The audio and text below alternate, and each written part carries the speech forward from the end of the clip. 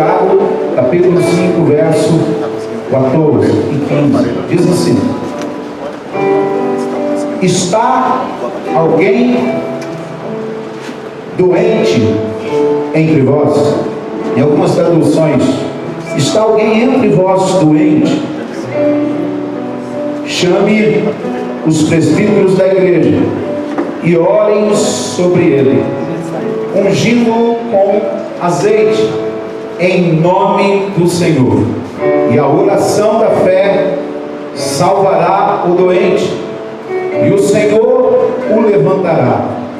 E se houver cometido pecados, ser-lhe-ão perdoados. Amém? Feche seus olhos por um instante. Vamos orar. Senhor, nosso Deus, eis aí a tua palavra. Palavra esta que nos liberta, palavra esta que nos alimenta, palavra esta que ilumina os nossos caminhos, palavra esta com certeza que nos restaura. Nós queremos te pedir que através da tua palavra o Espírito Santo possa aplicar aquilo que o Senhor quer nessa noite, tratar com a sua igreja, tratar com as nossas vidas. Para isso te convidamos, Espírito Santo, fique à vontade em nosso meio e em nosso coração. Você pode repetir comigo: Espírito Santo, fique à vontade nas nossas vidas. Está vendo? Poder sentar aqui. Querido, esse texto nós temos, esse verso que nós lemos, Tiago capítulo 5, verso 14. É uma pergunta, um questionamento. Há alguém dentre vós doente? Tem uma interrogação. Hoje, diferente daqueles dias, nós temos todos os recursos. A ciência avançou, a medicina evoluiu, mas mesmo assim nós vivemos uma triste realidade. Pessoas padecendo de todo tipo de enfermidades. Em Mateus capítulo 4, verso 31, diz que Jesus, enquanto estava aqui em seu ministério pela terra, ele se preocupava com os doentes. Diz esse texto que citamos que Jesus percorria toda a Galileia, e assim curando toda sorte de doença, todo tipo de enfermidade no meio do povo. Primeira coisa, Jesus se preocupa com as nossas dores, com as nossas enfermidades. Ele está aqui nessa noite, se preocupa com o meu estado, com o seu estado, com o nosso estado. E se alguém doente nesta noite, nesse lugar, Jesus é o primeiro interessado, querido. É fato que algumas enfermidades são para a glória de Deus, mas também é fato que outras enfermidades são geradas a partir das escolhas do homem, a partir das atitudes do próprio homem. E existem muitos tipos de enfermidade.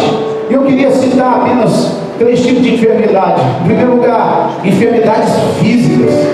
Enfermidades essas que são geradas por algum tipo de disfunção no nosso organismo, que refletem no nosso corpo. E o exemplo da Bíblia nós conhecemos em João capítulo 9, verso 1, narra a história de um cego de nascença. E aí se pergunta para Jesus: quem pecou? Ele ou seus pais? Jesus fala: ninguém pecou.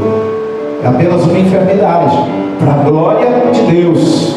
Em Marcos capítulo 5, verso 25, um texto muito ministrado nessa igreja, narra o problema daquela mulher enferma do fluxo de sangue, talvez um mioma no útero, provocado por uma disfunção hormonal, uma enfermidade física.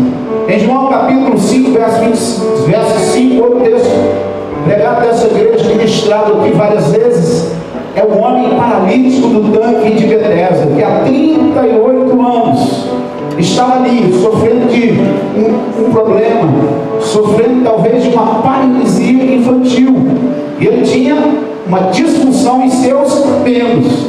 Em segundo lugar, existem as enfermidades. Em primeiro lugar, enfermidades físicas. Em segundo lugar, existem as enfermidades da alma, que são geradas por algumas disfunções no coração do homem, que é a sede das nossas emoções, e acabam refletindo na nossa alma. E até mesmo, por que não dizer, nas nossas atitudes, nos nossos sentimentos, no nosso emocional, no nosso psicológico. nós ouvimos acerca das doenças psicossomáticas que são geradas na nossa alma, enfermidades da alma. Existem vários textos na Bíblia que relatam sobre pessoas sofrendo de enfermidade na alma. Eu separei alguns exemplos de enfermidades geradas no coração, que acabaram refletindo em atitudes na alma, no psicológico, no emocional, mas principalmente no caráter. E nós vemos em Mateus capítulo 9, 19, Jesus olhando para Levi, um cobrador de impostos, que normalmente vivia uma vida desonesta, uma vida totalmente desajustada, um homem talvez vivendo numa corrupção, um homem vivendo fraudes, falsificando declarações.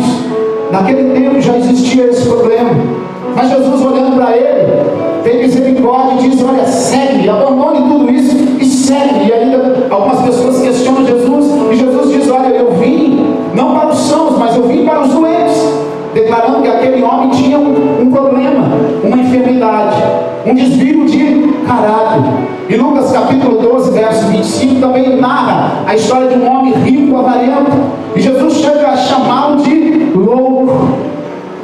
E agora eu queria dizer que quantas pessoas nos dias de hoje vivem enfermas na alma por causa da concupiscência, por causa da soberba, por causa da avareza dos seus corações, e acabam vivendo enfermidades na alma, como ansiedade, vivendo enfermidades como angústia, sofrendo todo tipo de desvio de caráter, de princípios, de valores, porque em seu coração há alguma coisa fora do lugar, e por isso acaba gerando esse tipo de enfermidade na alma.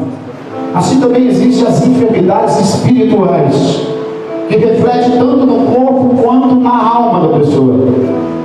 Como exemplo, gostaria de citar em Lucas capítulo 13, verso 10, aquela mulher encurvada dentro da sinagoga, há 18 anos dentro da sinagoga, mas ainda assim padecendo de uma enfermidade. E o texto diz que aquela mulher era possessa. Lucas capítulo 8, verso 26, também narra o endemoniado de Gadara, um jovem que vivia no louco, como um demente, totalmente possesso, enfermo espiritualmente. Em Lucas capítulo 9, 37, narra a história de um filho que se convulsionava, se jogava ao chão, talvez padecendo de uma epilepsia, mas ainda assim o texto narra que era um jovem possesso. Em Marcos 9, 25, um menino cego e surdo, também porque era possesso. Em Lucas capítulo 8, verso 2, narra a história, nada mais nada menos, de Maria Madalena, uma mulher cujo Jesus expulsou 7 demônios. Mulher essa que vivia na prostituição porque era possessa, ela estava enferma espiritualmente. Diante disso, quantas pessoas estão sofrendo de enfermidades físicas, enfermidades na alma, enfermidades no espírito, enfermidades que abalam o nosso corpo, enfermidades que abalam a nossa alma, enfermidades que abalam o nosso espírito. Talvez muitas pessoas estão vivendo esses tipos de enfermidade, porque na verdade estão cuidando somente dos sintomas da doença, e não propriamente da doença em si. É como você, estando com uma infecção de garganta, sentindo uma dor de cabeça, você toma apenas um analgésico para parar a dor de cabeça, mas a infecção continua. Então muitas vezes nós estamos cuidando somente dos sintomas do problema e não estamos combatendo a doença. E é sobre isso que eu gostaria de falar nessa oportunidade, querido. Uma doença que tem deixado muitas pessoas enfermas, do corpo, na alma e principalmente no espírito. Uma doença chamada pecado. Eu me lembro quando fui fazer esse estudo, o início desse estudo que veio acabar somente hoje à tarde. Mas quando o Senhor começou a me dar este estudo, essa revelação, daquilo que eu ia pregar, eu me lembro que Jesus me levou para pregar para uma família de médicos. Uma família de médicos. E eu não entendi muito bem o que o Senhor queria fazer. Mas depois o Senhor me revelou. Nessa noite, querido, que você possa estar com o seu coração aberto para receber aquilo que o Senhor quer te ensinar, aquilo que o Senhor quer nos ensinar, aquilo que o Senhor quer tratar conosco. E para falar sobre essa doença chamada pecado, eu queria fazer um paralelo com uma doença muito conhecida pelos homens, muito conhecida pela medicina. Talvez a maioria de vocês conheçam essa doença chamada pecado. Antes de falarmos sobre essa doença conhecida pelos homens, pela medicina, essa doença chamada pecado, nós precisamos entender essa origem, para que possamos tratar na origem, lá no início, como é que ela adentrou na vida do ser humano, como é que ela contaminou a humanidade. O texto de Ezequiel, capítulo 28, verso 14, e o texto de Isaías, capítulo 14, verso 13 e 14, vai revelar a queda de Lúcifer. E diz o texto que ele era perfeito em seus caminhos, até que se achou iniquidade no seu coração. E assim Lúcifer, que assistia diante de Deus, querubim ungido diante de Deus, Lúcifer foi encontrado em pecado. Deus, na sua onisciência, antes mesmo dele cometer o ato de loucura, subirei e me assentarei no trono de Deus, serei semelhante ao Altíssimo. Mas antes que isso acontecesse, Deus, na sua onisciência, percebeu essa maldade, esse pecado no coração de Lúcifer e o derrubou. E Lúcifer caiu. E o estado foi tanto que nós podemos tratar em outra oportunidade, talvez na história bíblica. Está relatado em Ezequiel capítulo 28, Isaías capítulo 14, a queda de Lúcifer. E o mal que gerou deixou a terra sem forma e vazia. Gênesis capítulo 1, verso 2. Esse texto era do original, quer dizer, se tornou por algo que aconteceu, irmãos. Estou só fazendo um parênteses aqui para você entender o tamanho da destruição que o pecado gerou. Destruiu toda a criação de Deus. Mas logo em seguida, em Gênesis capítulo 3, Satanás não se contentou e quis transferir essa doença chamada pecado.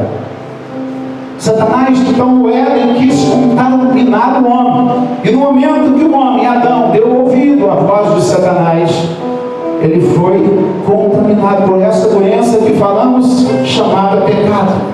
E assim ela foi, através de Adão, transferida por toda a humanidade. Todos nós nascemos em pecado, nascemos com essa doença, nascemos destituídos da glória de Deus.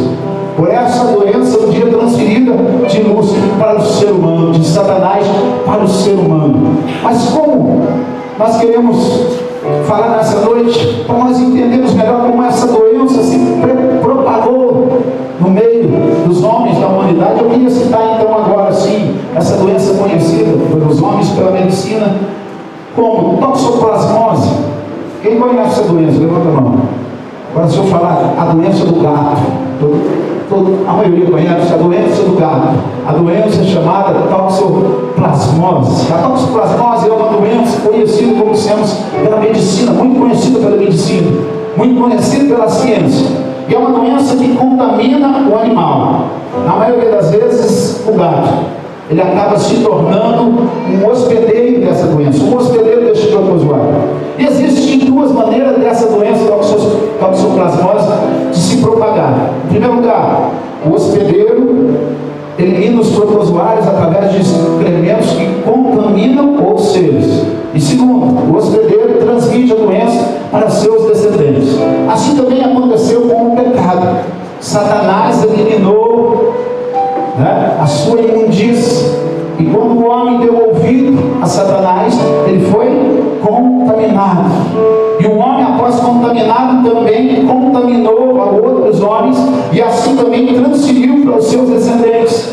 Assim, então, quando Adão pecou, todos pecamos, toda a humanidade foi acometida dessa doença chamada pecado, até os dias de hoje. A toxoplasmose, quando transmitida ao homem, ela se aloja primeiramente no órgão vital, no coração. Depois ela é transmitida para os outros órgãos. E ela começa então a ser transmitida para todos os órgãos vitais. faz através do sangue. Ela contamina os olhos, ela contamina os ouvidos, ela contamina o olfato.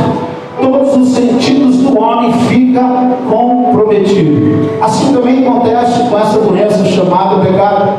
Ela primeiro se aloja no nosso coração e depois contamina todo o nosso interior. Haja vista que Jesus mesmo disse: olha, o que contamina o homem é o que sai e não o que entra. É o que sai do seu interior que já está contaminado. O próprio Jesus declarou: a toxoplasmose então é transferida também para os filhos. Aquele que é contaminado pela toxoplasmose, ele transfere essa doença para os seus filhos, causando cegueira, mudez, surdez e deformações. Assim também é a doença chamada pecado.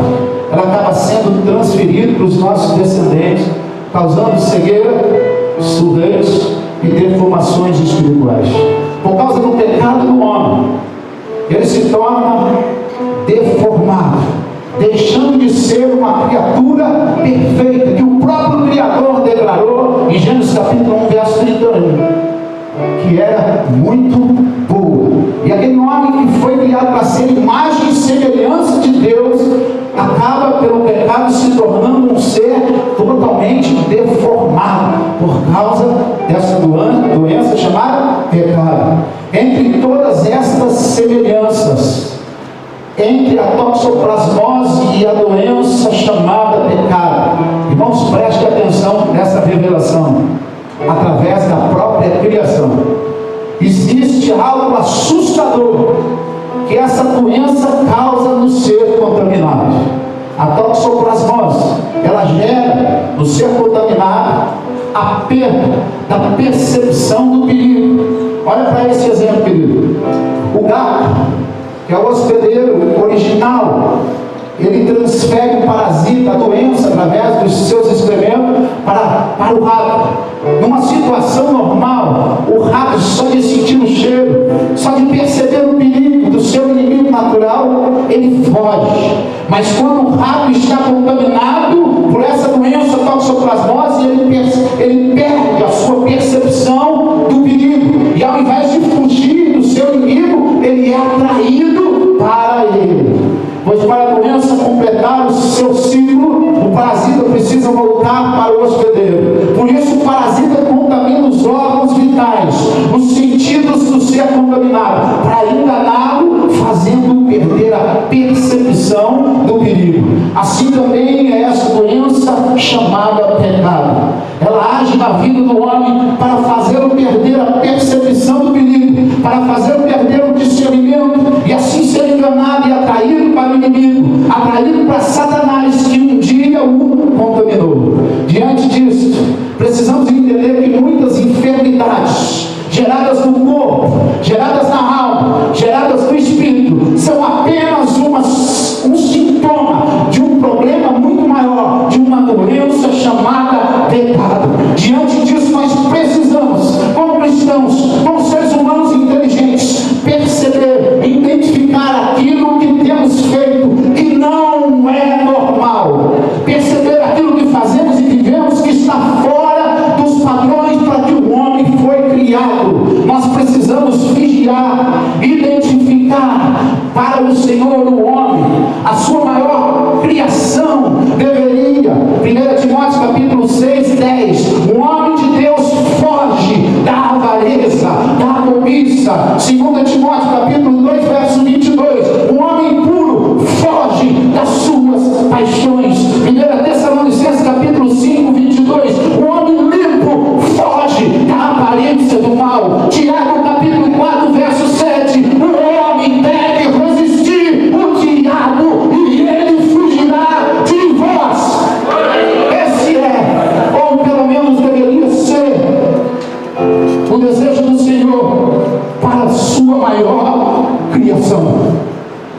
Mas diante dessa realidade, querido, que muitas vezes nós percebemos na vida das pessoas, é inaceitável que a maior criação de Deus, que o clímax de toda a criação de Deus, o ser humano, é inaceitável que o homem criado por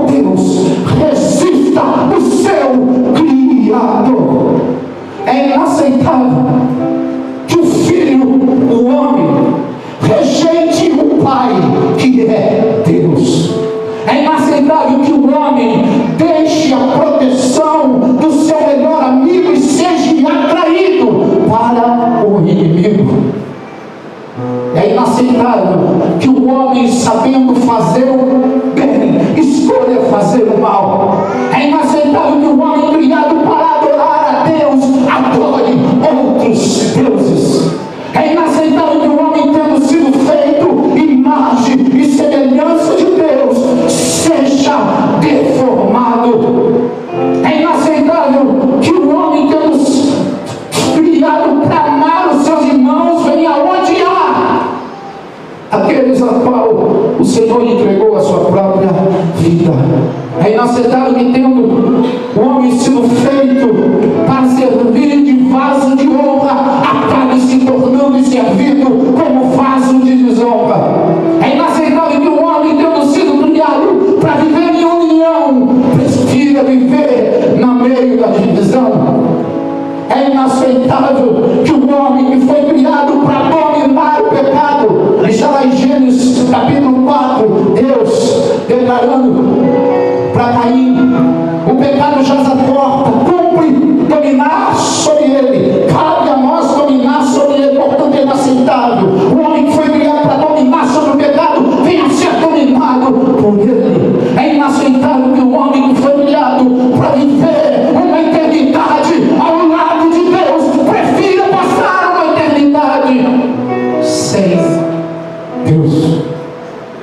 Alguma coisa está errada. Mas isso só acontece porque o pecado um dia contaminou o homem e o fez perder a percepção do perigo. Veja que interessante, a toxoplasmose pode ser tratada, mas não tem cura. Continua no ser que está contaminado. Assim também essa doença, chamada pecado, ela pode ser tratada, até mesmo meditada. Podemos até cuidar de todos os sintomas, mas ele continua no sangue, mas ele continua na carne. Alguns experimentos da medicina dizem que é muito difícil, mas só existe uma maneira de combater essa doença chamada toxoplasmose: através de uma transfusão de sangue. Assim também, só existe uma maneira de combatermos essa doença chamada pecado, que um dia contaminou o homem, o deixando enfermo, condenado à morte, mas não somente uma morte física, mas uma morte espiritual, condenado a viver uma eternidade sem Deus. Apenas uma transfusão de sangue, somente através de uma transfusão de sangue, poderíamos ser curados desta doença que gera em nós enfermidades no corpo, na alma, no espírito. Somente se recebemos um novo sangue, mas não é qualquer sangue. 1 Pedro capítulo 1, verso 19, diz que Jesus nos salvou, nos comprou com seu sangue incontaminado, nos livrando de toda enfermidade. Muitas vezes nós estamos cuidando do sintoma da doença, mas não da verdadeira doença, que é o pecado. Nós nos preocupamos, querido, muitas vezes com os pecados de P minúsculo, com os pecados do dia a dia, mas esquecemos de combater a principal doença gerada lá no Éden, em toda a humanidade, na minha vida e na sua vida. E eu queria dizer que, apesar do homem, da medicina ter evoluído, da ciência ter se multiplicado, apesar de um homem, da medicina, conseguir curar muitas doenças, essa doença chamada pecado, nenhum homem, nenhum pastor, nenhum padre, nenhum médico, nenhum psicólogo, nenhum curandeiro pode curar. Apenas Cristo. Isaías capítulo 53, verso 4, Diz a palavra do Senhor que através do sangue derramado na cruz, Ele levou sobre si todas as nossas enfermidades, todas as nossas dores. 1 João capítulo 1, verso 7, diz que o seu sangue purifica todo o pecado e toda doença. Somente Cristo. Eu queria convidar o Ministério de Louvor aqui nessa noite, para adorarmos a este Deus, digno de toda honra, de todo louvor, de toda glória. Queridos, talvez muitas coisas que você tem vivido, talvez muitas enfermidades que você tem enfrentado na tua vida, de ordem física, talvez enfermidades da alma, de ordem psicológica, emocional, talvez em ordem espiritual, gerando danos tanto no seu corpo, quanto na sua alma, e quanto no seu espírito. Talvez porque ainda essa doença, transmitida através de Adão para todos os seus descendentes, que nos separa de Deus, ainda esteja prevalecendo na sua vida. E como é que a gente combate isso, pastor? Só existe uma maneira. E eu queria te dizer que é pela graça do Senhor. Romanos 10, 9 diz que se com a nossa boca nós confessarmos a Cristo como Senhor, e no nosso coração nós cremos que Ele, Deus, enviou para morrer em nosso lugar, diz que nós somos salvos, nós somos libertos de todo tipo de enfermidade, de tudo aquilo que nos condena, principalmente dessa doença chamada pecado original, que aconteceu lá no homem e que tem amaldiçoado toda a humanidade. Enquanto nós não neutralizarmos o poder dessa doença no nosso coração, na nossa vida, ela vai continuar agindo, gerando outro tipo de enfermidade, gerando outro tipo de pecado. E agora eu queria te dizer que para nós alcançarmos e tratarmos dessa doença, depende de nós. A primeira coisa que precisa acontecer para um tratamento começar na vida de uma pessoa, essa pessoa precisa reconhecer.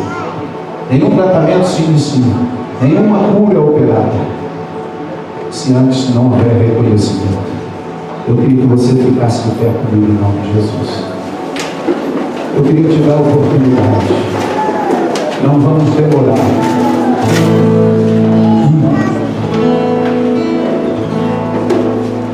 O sangue de Jesus, derramado na cruz do Calvário, continua tendo a mesma validade até os dias de hoje, e continuará tendo até Jesus voltar. A graça está valendo até o momento que Jesus vai vir nos ares para buscar a sua noiva. Nós estamos vivendo domingo, quinta-feira passada nós pegamos a série das últimas coisas, domingo passado só, de manhã. E nós falamos que nós estamos vivendo o tempo da graça. Mas um dia esse tempo vai se encerrar. Jesus vai voltar. E a porta da arca vai se fechar novamente. Mas ainda assim, nessa noite, nós temos a oportunidade. Mais uma vez eu quero declarar que talvez possa nessa noite ser o nosso último culto aqui na terra. O nosso último ensaio para um dia adorarmos Deus lá no céu. E a decisão está nas tuas mãos. Sabe por quê, querido? Que somente subirá ao Monte Santo aqueles que forem puros de coração, aqueles que tiveram seus corações sarados de toda doença, de toda enfermidade, libertos, livres de todo pecado. Eu queria dar uma oportunidade para você que está conosco e nos visita. Se você quer nessa noite que Jesus, o mesmo Jesus que percorria toda a Galileia, curando toda a sorte de enfermidade, o mesmo Jesus está aqui nessa noite, que veio com o mesmo desejo de nos curar. Se você está aqui nessa noite e ainda não declarou, confessou Jesus como Senhor da sua vida, somente assim Jesus vai poder entrar e curar toda a sua enfermidade. Se você que está aqui nessa noite ainda não fez essa declaração, a palavra do Senhor diz: se tu confessares diante dos homens, eu te confessarei diante de Deus. Mas essa decisão eu não posso tomar com você. Essa decisão são para os valentes de Deus. Se existe alguém aqui nessa noite e gostaria de aceitar Jesus, a Cristo como Senhor e Salvador da sua vida, para que seja totalmente curado de todo tipo de enfermidade, eu queria que você levantasse sua mão. Eu quero orar pela sua vida. Se existe alguém aqui nesse lugar, talvez você esteja no seu lugar com vergonha, tímido, talvez o inimigo está tentando te impedir de você tomar essa maior decisão da tua vida, aceitar Cristo como Senhor e Salvador, literalmente como Senhor e Salvador da sua vida. O inimigo tem lutado desde o início para que você seja atraído do mal, seja atraído para ele. E Deus tem trabalhado desde o início, desde antes da fundação do mundo, crucificando seu filho antes da fundação do mundo, dos seus planos, dos seus projetos, porque ele nunca desistiu de você, independente da sua posição, independente da sua condição, independente da situação que você se encontra. Se alguém nessa noite gostaria de aceitar Jesus, eu quero orar pela sua vida e te abençoar. Levante sua mão. Alguém conosco? Essa decisão é sua. Você tem alguns segundos. O Senhor não dá as suas promessas.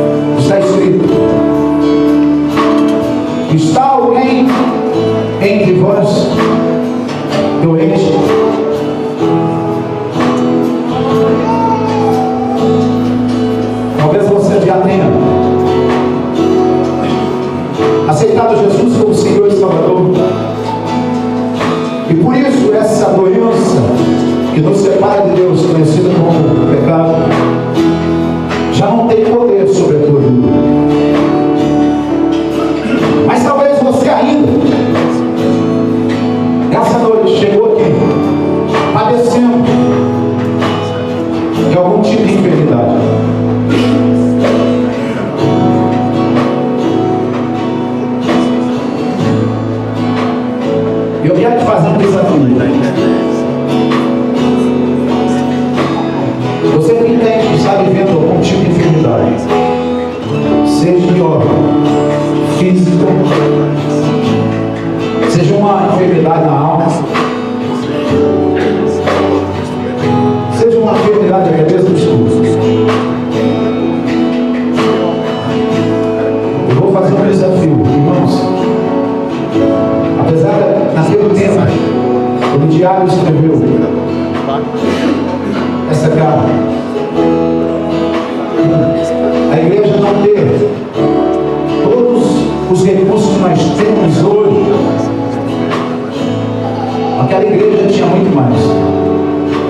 do que todo tipo de recurso.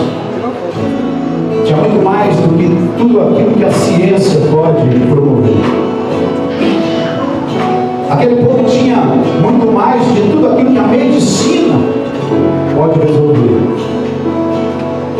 E o que era, pastor, que aquele povo tinha? Que nos dias de hoje está escasso no meio da igreja. Aquele povo tinha fé. Todas as vezes que Jesus operou uma cura, ele diz: olha, vai, a tua fé te salvou, a tua fé te curou.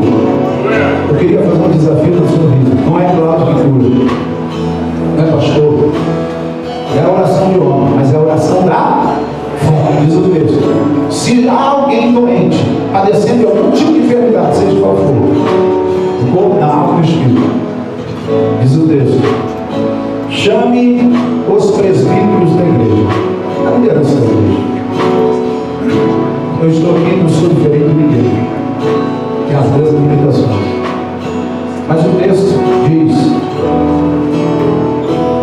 chame os presbíteros da igreja e orem sobre ele, ungindo com azeite, que é o símbolo do Espírito Santo, em nome do Senhor. E o texto continua dizendo: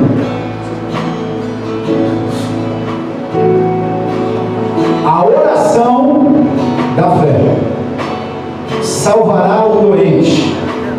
E aqui não relata que tipo de doença, na verdade, todo tipo de doença.